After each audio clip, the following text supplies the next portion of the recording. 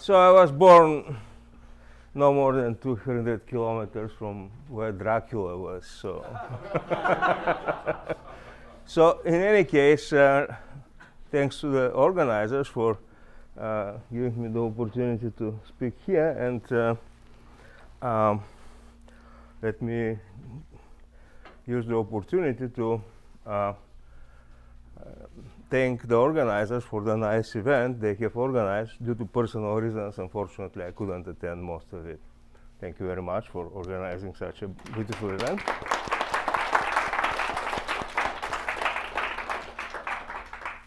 That made James. So I need to apologize for repeating some of the things that some of you might have heard before, but I mean, this is the only way to motivate what I'm trying to say. And of course, there is small overlap with what Fabian was talking about in November, but believe me, I'll easily do my best in order to make a beautiful talk given by Fabian unrecognizable. So the plan that I'll be following is as follows. First, motivation.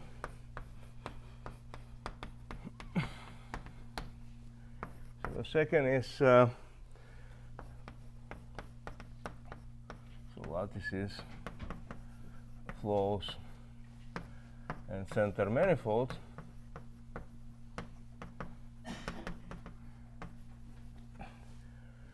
So, and then the third is some applications.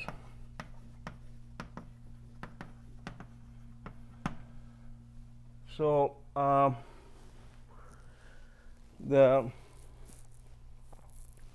examples of this procedure that I plan to consider, if the time permits, is first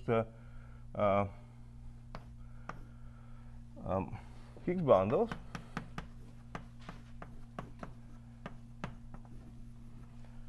So then maybe generically GIT applications. And then using mirror symmetry, we'll look at the A side, mainly in the simplest example of one-dimensional Fukaya-Seidel categories. So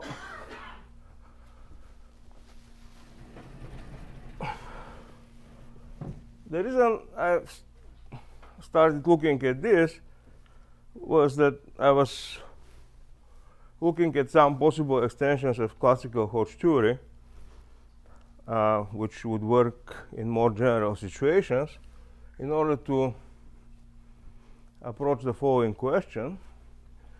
So if X is smooth projective variety,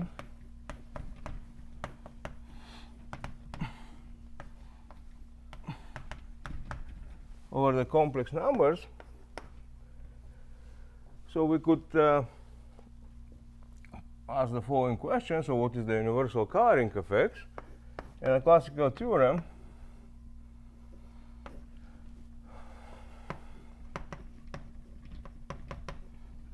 by Riemann and Kjove tells us that if the dimension of X over C is equal to 1, then the universal coloring of X is either the disk P1 or C. So if the dimension of X is 2, we do know many examples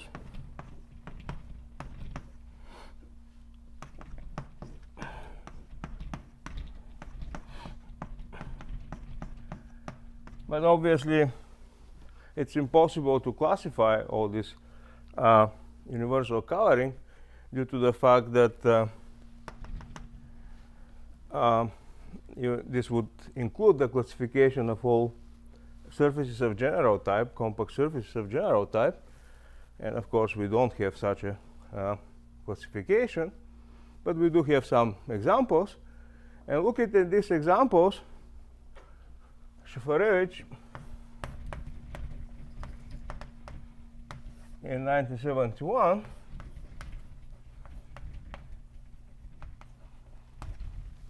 did pose the following question. In this situation, is it true that this universal coloring always holomorphically convex?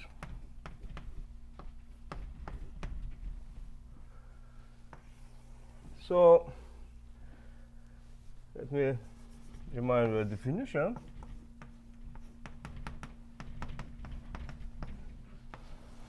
So complex space M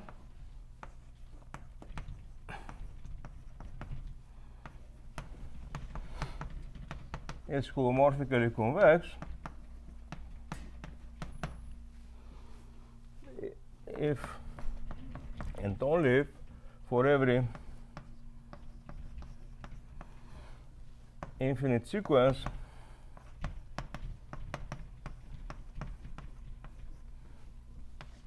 of points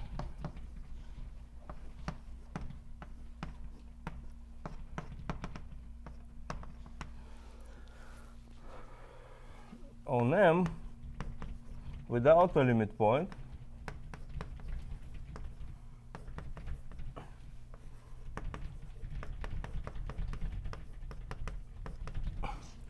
they exist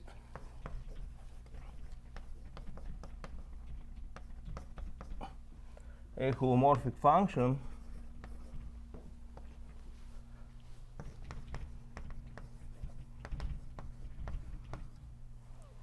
unbounded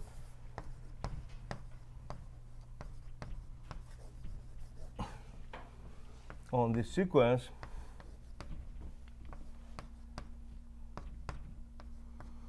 in L infinity null.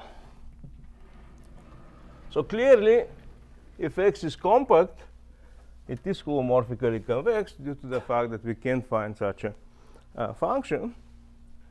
And a different way to talk about holomorphic convexity is the theory of Grauert and Tremer, who basically show that if a space is holomorphically convex and you squeeze all compact submanifolds, the result of such a Grauert-Tremer reduction, such a squeezing, is a Stein manifold. So, of course, the examples that we know certainly confirm that. So now, let's play a little bit with this definition. So, let's consider an algebraic surface S, and a curve in it which has many components. Let's, for simplicity, make all these components equal to P1. So assume that we can arrange a situation,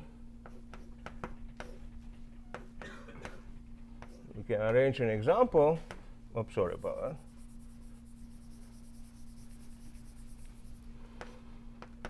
That the image of H1 of YZ into the image of H1 SZ is infinite. Then if we can arrange such a situation,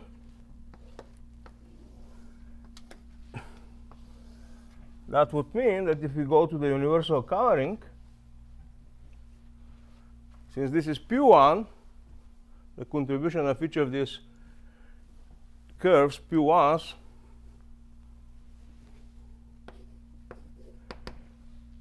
is trivial.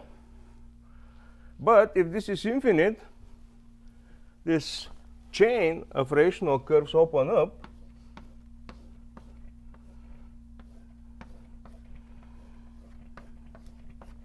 and then you can find an infinite sequence of points on this universal covering, which by maximal principle will have only a constant function holomorphic on it. Of course, that would be a rather cheap way, and the reason for that is the wonderful result by Deline on the strictness of mixed flow structures, which tells you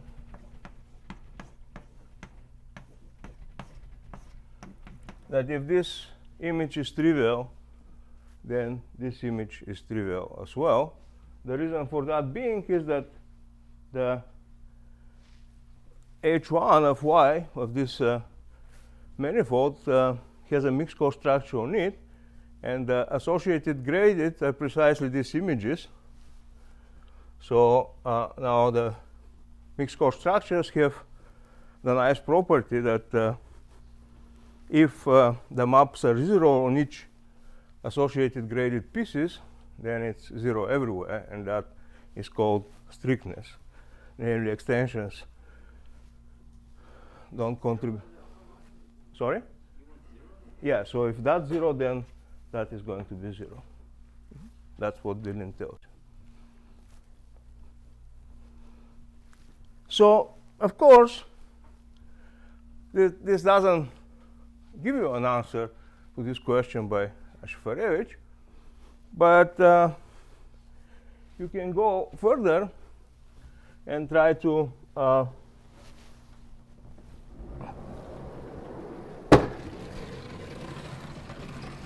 look at more general situation.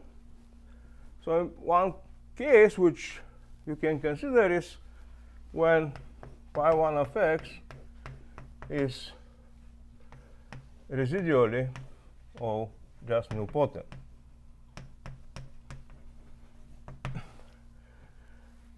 So if you have this, you can change this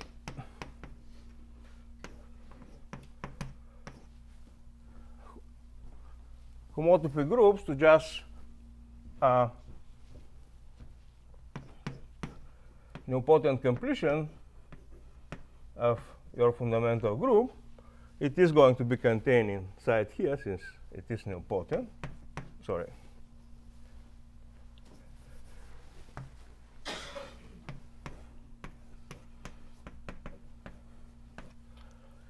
And similarly as before, this is going to be trivial if these pieces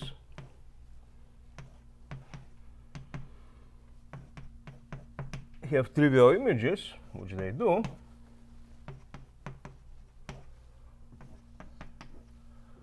And using that more or less in dimension 2, this existence of such a configuration of compact chain is the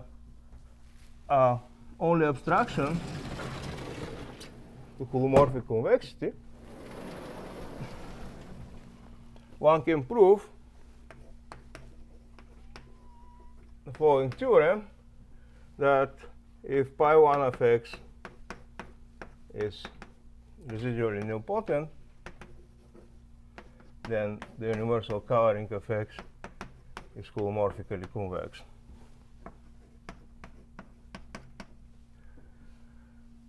So now,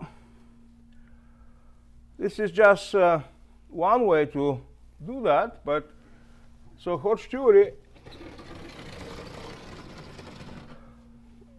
rather powerful thing, and you can actually, instead of nilpotent completion, work with so-called relative completions.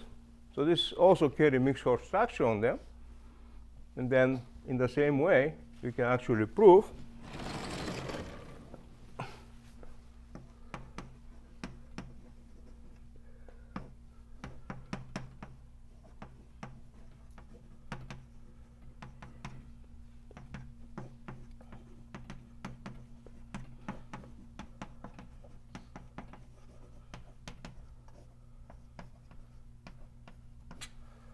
that if pi1 of x is contained in a linear group for some n, then the universal covering of x is holomorphically convex.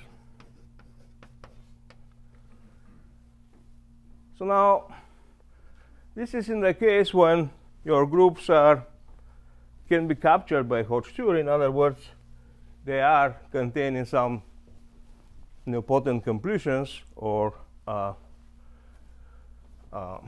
relative completions, and then the Hodge theory allows you using this strictness property that if associated gradient maps to 0, then the whole thing maps to 0. Take care of this case of existence of so-called compact chains, and then yes. Is Shafarevич's conjecture sort of equivalent to? I mean, is it necessarily true that any counterexample would have such a compact chain? Well, so I mean the thing is that when it comes to fundamental group, you can always reduce to dimension 2. And then in dimension 2, it's known that this is the main abstraction. So, okay. So if you are going to deal with fundamental groups, this is going to appear. So now, of course, the next natural question is, well, what are the limitations of this technique? And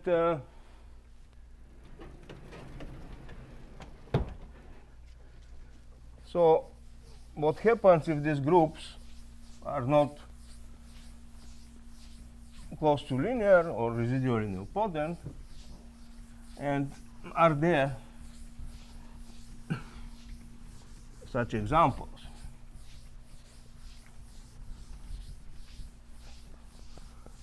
And indeed, such examples do exist.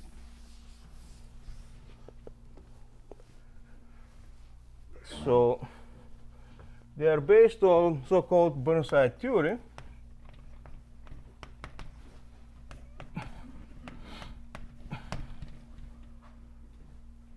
So I guess the number of algebra is just not very high here. I have to repeat that. So a Burnside group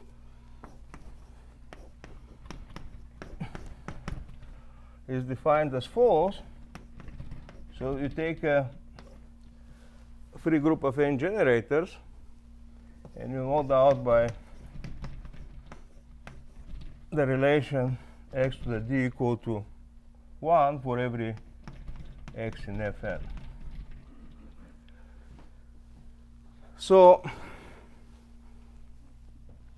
clearly Bn2 is equal to Z2 in power d. And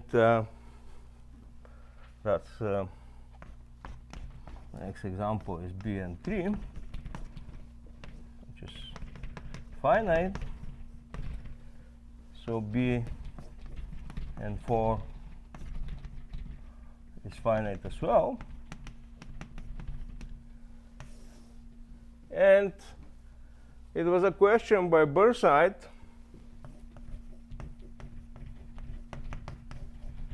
who asked, can we find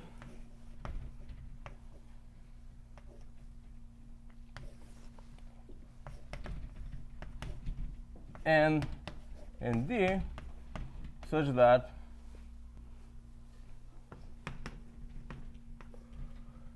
B and D is an infinite group.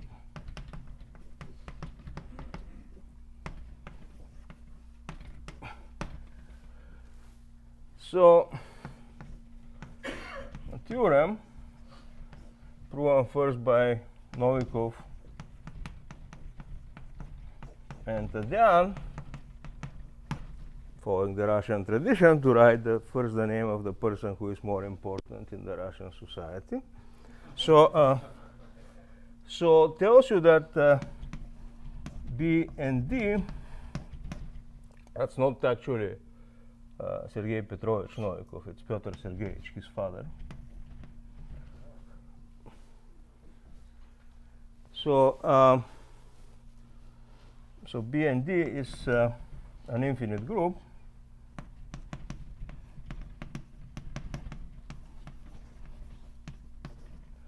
If n is greater or equal to 2 and D is an odd number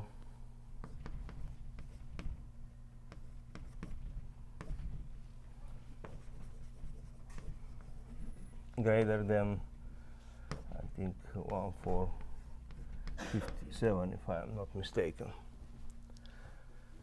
So now this statement wasn't exactly greeted very well at the West, but later on, Gromov came up with a fantastic idea that one can actually prove this statement using hyperbolic geometry. And so similar statement is true if you, instead of working with Fn, you work with any hyperbolic group, in particular fundamental group of a Riemann surface of genus G. And then the number for which this is happening depends on the curvature in terms of Gromov of this group. So now, how does this relate to what we are discussing here? So the first thing to remember is that these groups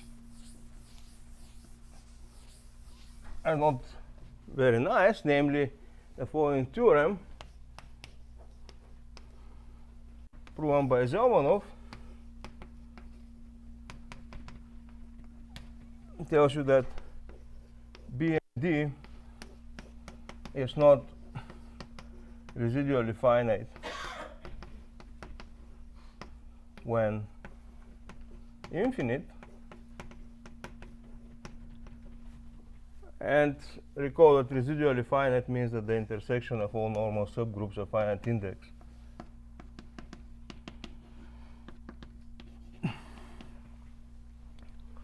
is trivial. So all these groups are residually finite, we consider here. And now it was suggested by Bogomolov and Delina that there should be a way you can actually relate these two questions, the Burnside questions and the question of Shefarevich in the following way. So question, this time by Zelmanov,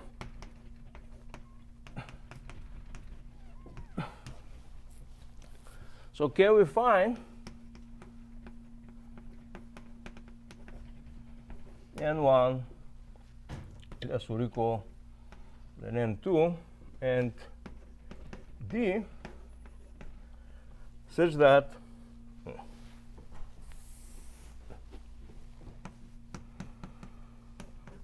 B n1 D is finite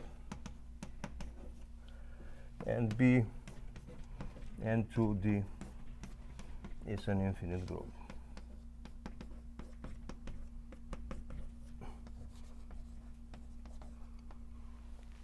So what Delin and Bogomolov observed is that this question is more or less equivalent. In other words, well, it's quite connected with the this question of Shefarevich. So I'll briefly mention what the connection is. Of course, it's a rather intricate construction. So it's a game based on this idea of infinite chains. So if you start with a vibration of Riemann surfaces over a Riemann surface, then you can take distributed coloring, ramified precisely at these points where you have bad fibers, and then due to the change of the monodromy under this coloring, so if you have a vanishing cycle gamma here, the vanishing cycle upstairs becomes gamma d. So the fundamental group of this surface is an extension of the fundamental group of the base curve by whatever the image of the fundamental group of the fiber is in the whole group, namely the fundamental group of the smooth fiber modulo the vanishing cycles. But the vanishing cycles become gamma in power d now, namely they are all d power, and if you play a little bit with the monodromy, you show that these groups are very much like Burnside groups, but this time you mod out a fundamental group of a Riemann surface. And then, of course, if the fundamental group of such a group the image fundamental group of such a group in the whole group is finite, and that's precisely where you have smaller number of generators, and if the big group is infinite, by similar considerations above, you will get that this would be an infinite chain, and then that's would be giving you a kind of negative answer to this question of Schiffer-H. So now this is considered a very hard question in group theory, and there is no approach of it, so it doesn't help you when it comes to the question of Schiffer-H. So now, in this situation, Hodge theory doesn't work. The Hodge theory works in situations where I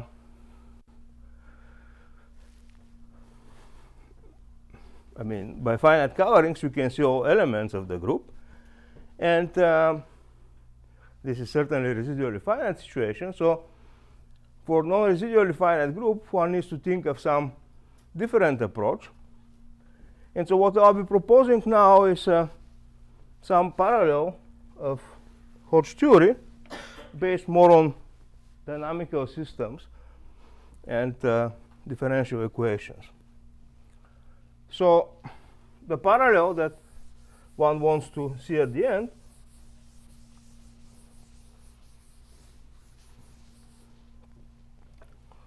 is the following things. So extensions of Higgs bundles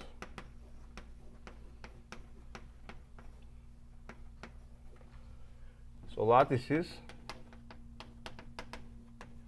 with a flow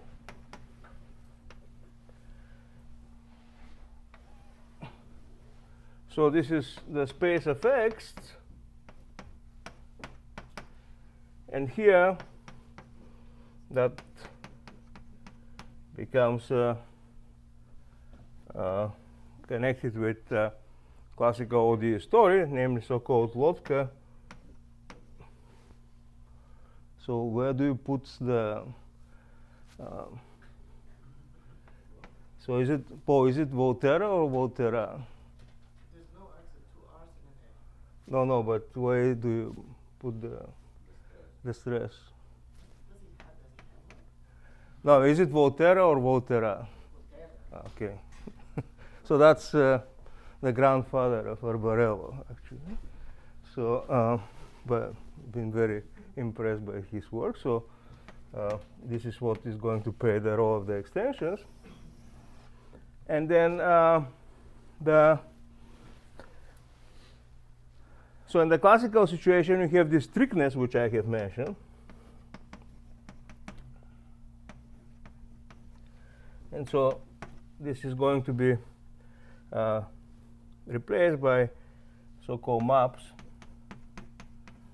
between central manifolds.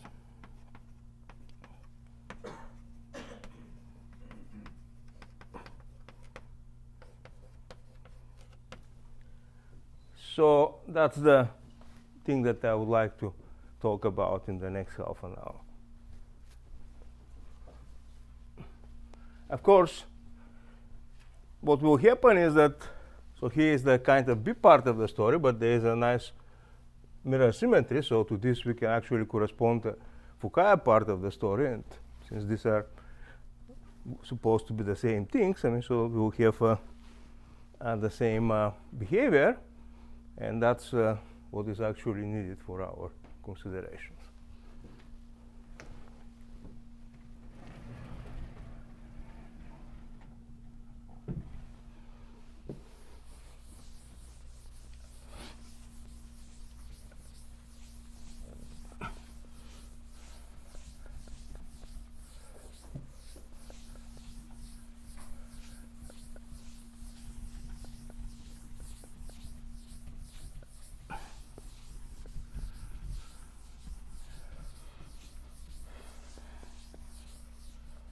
So as in Hodge theory, the first thing to think about is a filtration.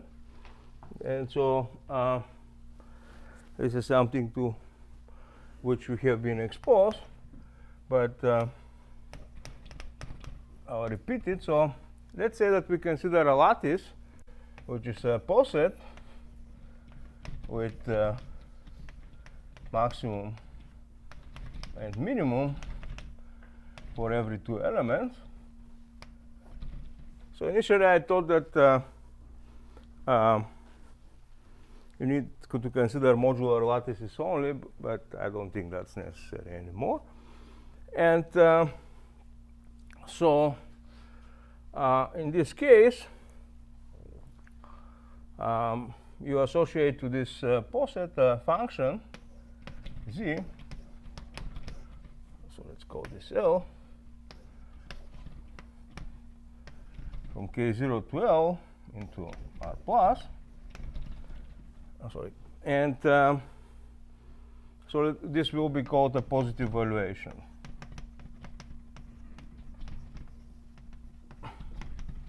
So let's consider a very simple example. So that the lattice 0, 1, and so on, n. So then such evaluation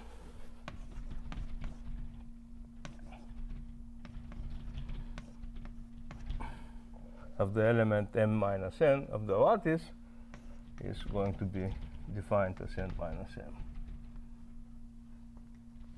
So there are some additional properties of the evaluations which I'm going to skip now. So now, K plus, is that? yeah, so this is the subgroup spelled by a minus b elements of the lattice modulo some relations. So you can think of it as a K theory. And Z, of course, is the central charge. So the examples that we'll have in mind of such a positively lattices with positive valuations are the following. I mean, I gave one, but the most so the examples which we'll mainly work with are the following. So let's say that we take a vector space V and nilpotent operator.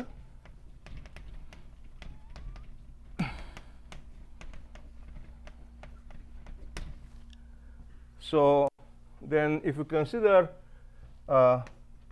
all invariant under n vector spaces,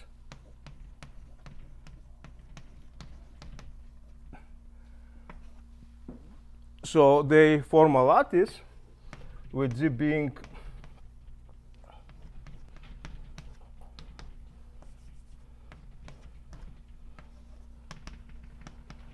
dimension of B over A.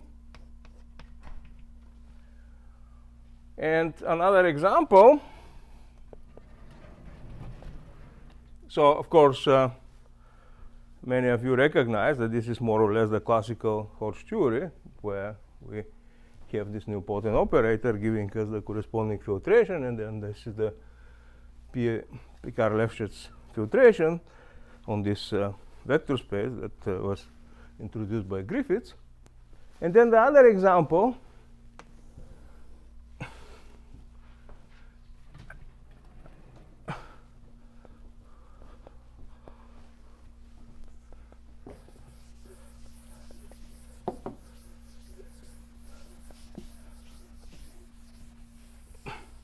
is the following.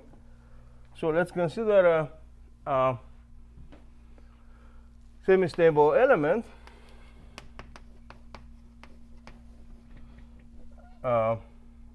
A, semi-stable element A in dB of x or Foucault of x, and we consider the lattice to be all semi-stable. I'm sorry, let's fix a stability condition.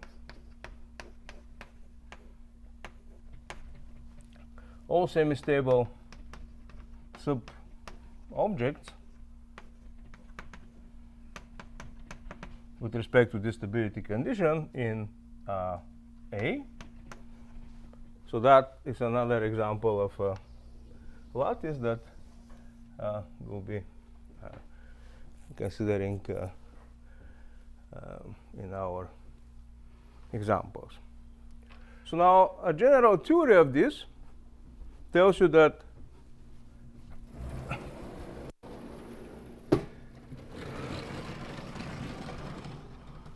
so you have the following.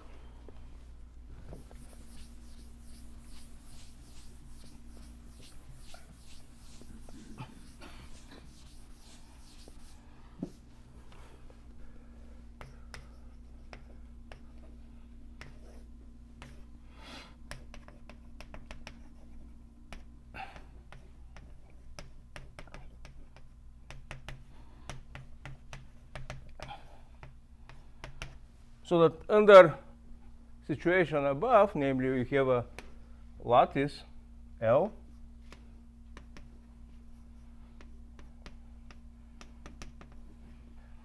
and positive valuation,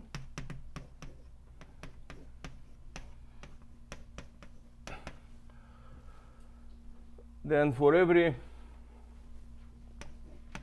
maximal chain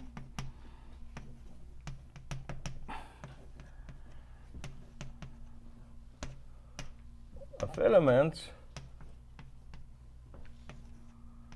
there exists a unique filtration such that the sum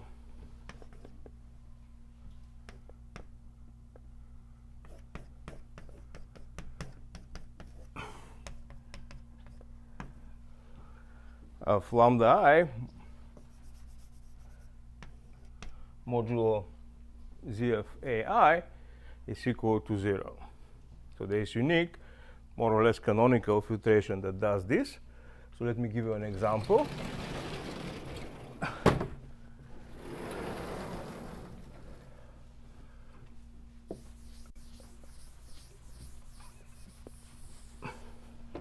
So if L is our simplest example, then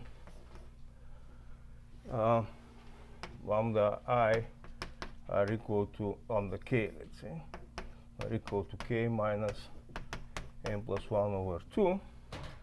And if you make z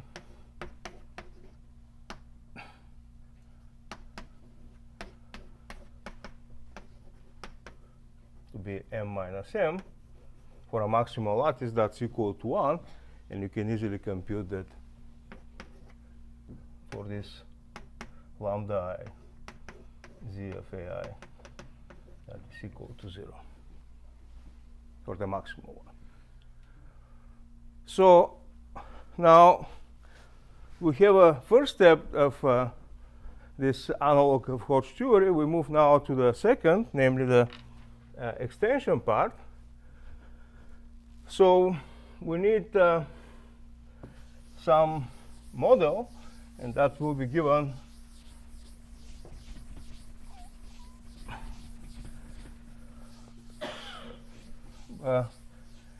by the example of category of representations of quivers. So let's say that Q is a quiver.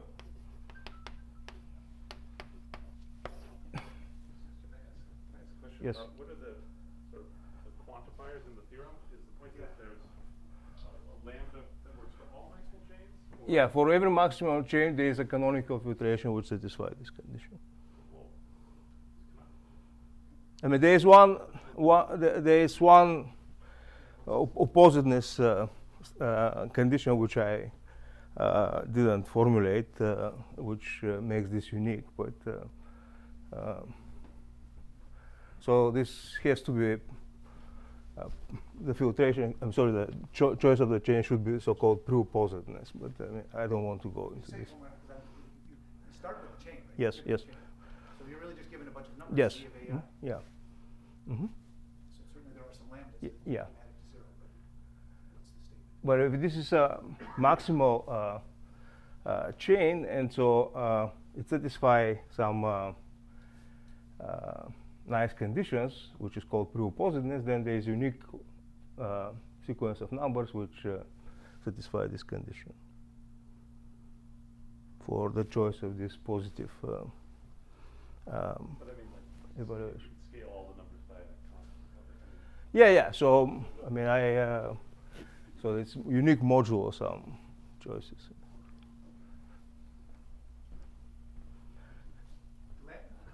Mm-hmm. The lambdas have to be rational numbers or something, or Yeah. oh, they are. Yeah. Oh, then okay. Just content. So let me give you an example. So let's say that we have a quiver. I mean, a little bit more substantial example. So we have a quiver, and so at the vertices of this quiver we have vector spaces, and then to each of these vector spaces we not only assign a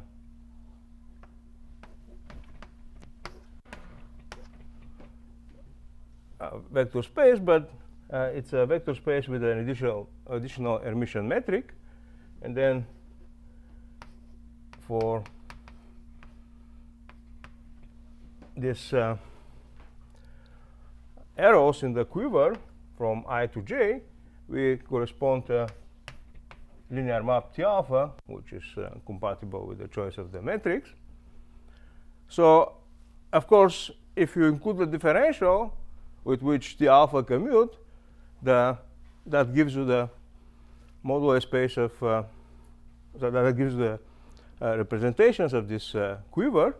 So, in other words, if you introduce the differential, that gives you the derived category of the representations of this quiver. But so what I would like to do in this case is associate with this quiver a differential equation.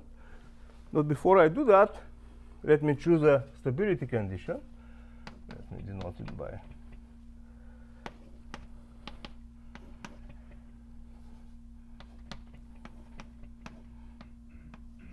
basically given by associated a number zi with each of these vertices. And so let's actually consider a stability condition where all these xj's are 0. And so to this situation, you can associate an equation. So let me copy it so that I don't make a mistake.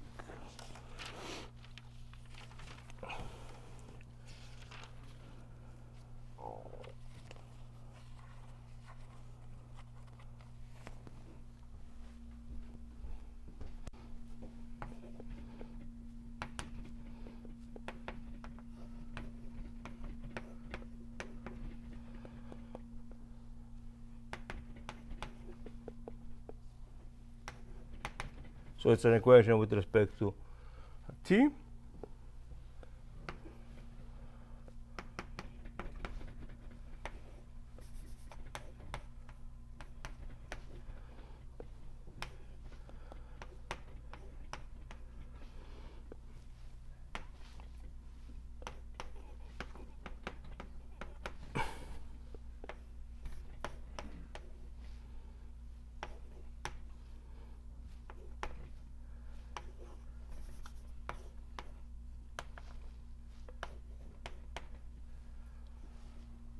So this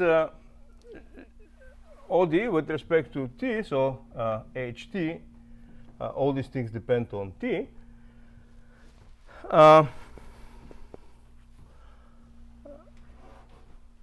defines a flow on, so let's call this OD D. So D defines a flow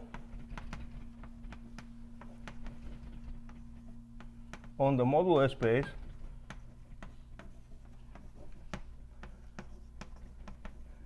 of metrized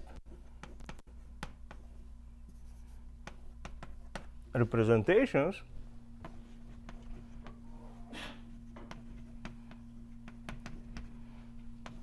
VI HI. Of course, there is a gauge equivalence, so this is recorded in the definition of this modular space. And so this is an infinite space on which we define this flow, but over this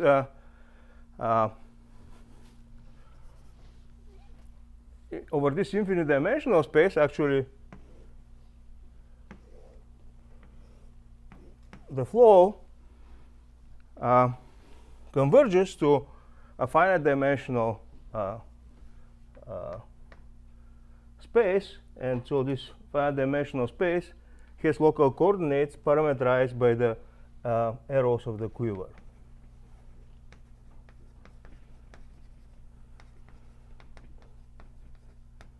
So let me give you an example.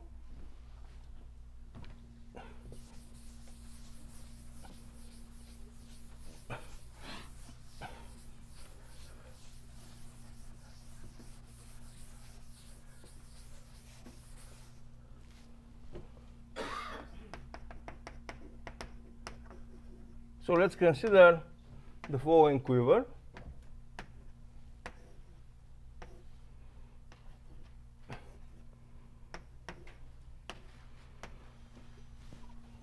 A4, but and I assign to it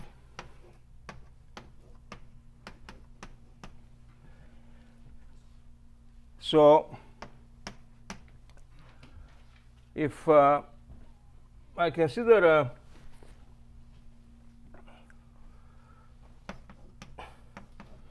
stability condition which is not exactly general,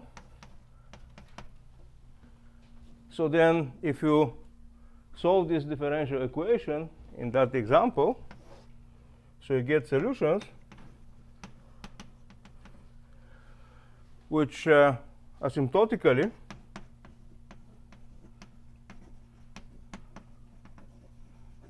behave, sorry, I apologize. So you need to choose a semi-stable object with respect to this, and that would be the following. So it's an object with a filtration.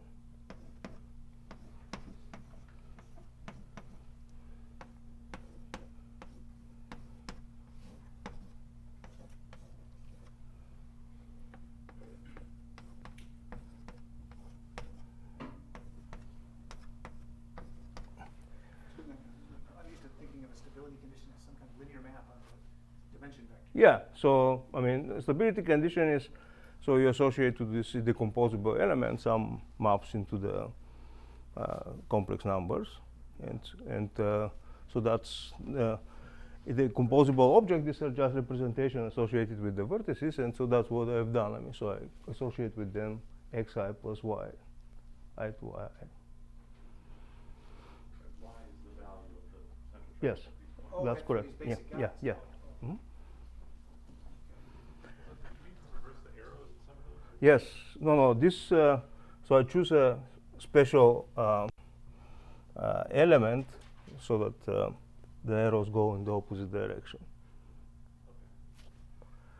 So for this element, this is a semi-stable object with special choice of this number satisfying these equations. And if you solve this ODE, then you get asymptotic solutions of it. So HT is a sum function of the following form. So let me write it like lambda log of t plus mu log of log of t. So this lambda and mu basically determine this filtration in this case, and then the sorry about that, log of t, log of ht. So the filtration, which exists according to this statement, basically gives you a way of the behavior of your solution under this approaching infinity. And then these 4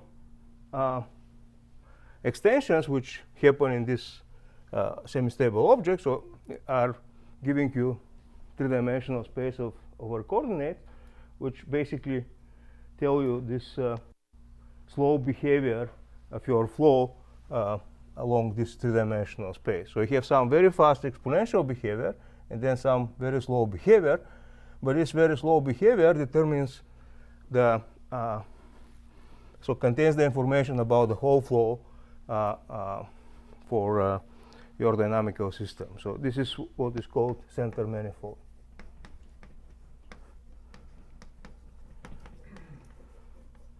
So, I mean, it was introduced initially by Hofbauer Zygmunt, and then played an important role in ecology. So I personally learned this from my colleagues in Vienna. So now the appearance of this log of log is rather surprising, but I mean, playing these games with different quivers, you can actually get log of log and log of log and log of log. So I don't know if I'll have time to return to how this is used to Shafarevich conjecture, but let me just give you 2 more examples.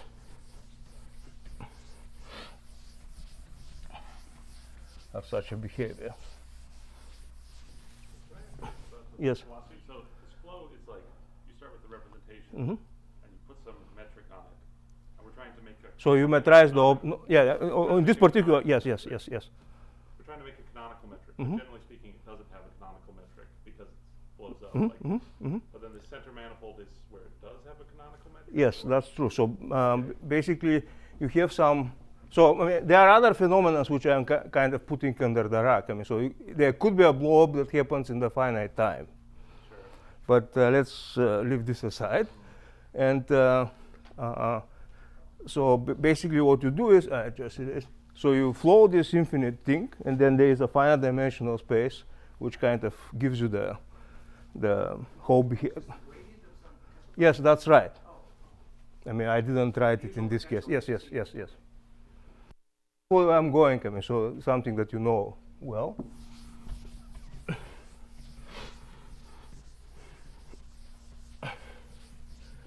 So the most studied example, of course, let's not do even Higgs, is the case when you consider extensions of stable bundles with the same slope. So in this case, to this metrized object, you have the Donaldson flow.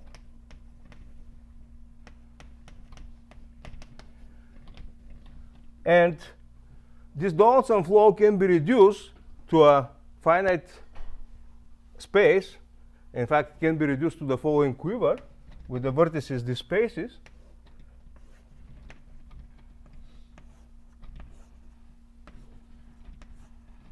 And arrows precisely the extensions that you have here. And so this OD, which I wrote for the quiver, basically tells you how these extensions behave under this flow. So you do have, I mean, as the picture shows, 6-dimensional manifold which you associate with this flow. So now this is actually, as pointed out by shown a general picture. When you have this geometric invariant theory, you do have some gradient associated with it, and you can actually use this gradient to define the flow. And then basically that technique tells you how to study extension between semi-stable objects. So extensions between semi-stable objects can be studied by the behavior of this Lotka-Volterra system. associated with the quiver of these extensions. So that ODE always tells you, gives you opportunity to study the behavior of semi-stable objects in the corresponding situation. So now, of course, let me give you one A example. So according to mirror symmetry, so this is a mirror to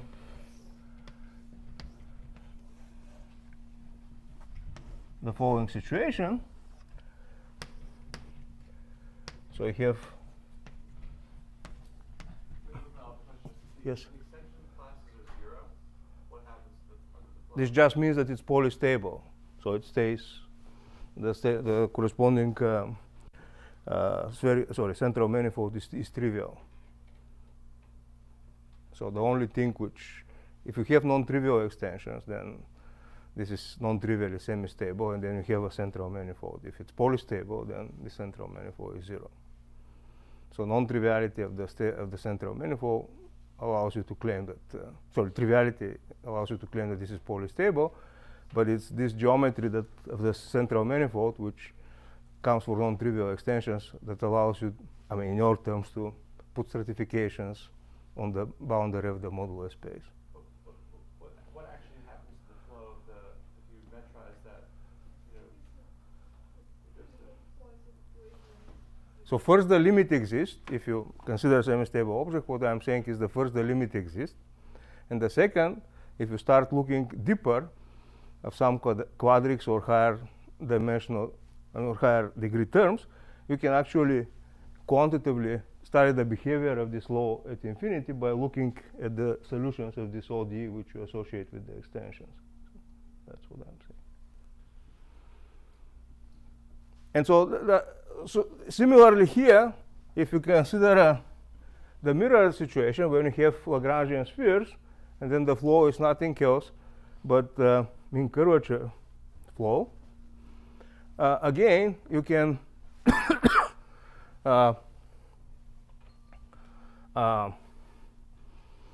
reduce this infinite flow to a finite dimensional flow associated with this quiver.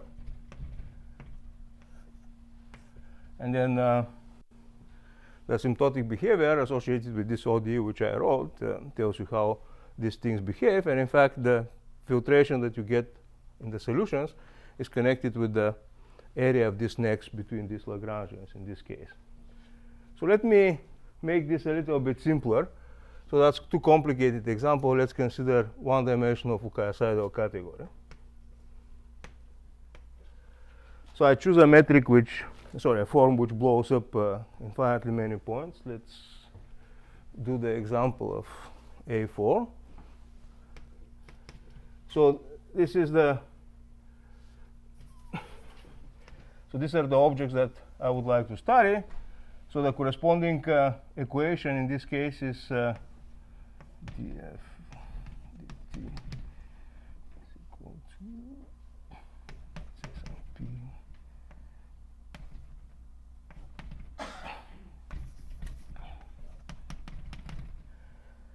And so for special choices of p, there is no blow up in finite time.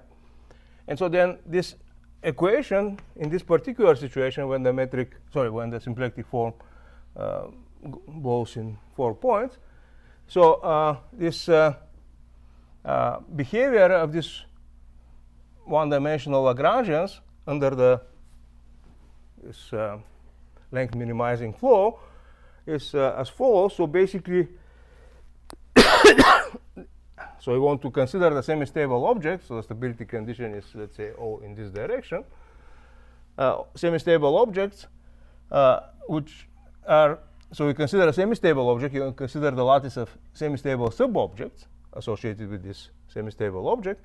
And so we want to see how the corresponding flow acts on this object. And so let's say now that the object is, so when you see,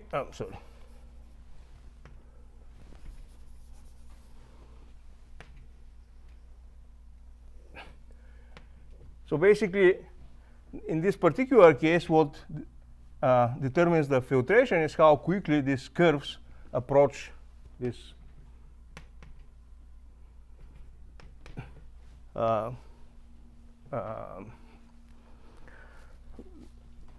punctures on your surface, and the equation that you get in this particular example is precisely the equation associated with A4 quiver, and so this is precisely, so if you have so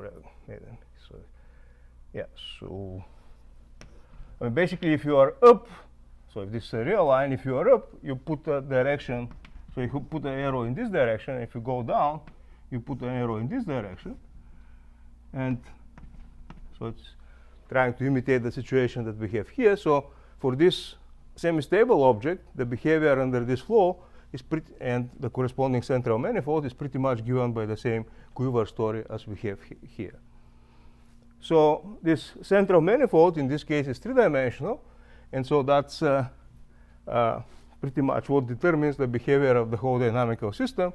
So now, of course, the interesting thing is how this central manifolds behave in family, how do they interact with monodromy, and so on and so on.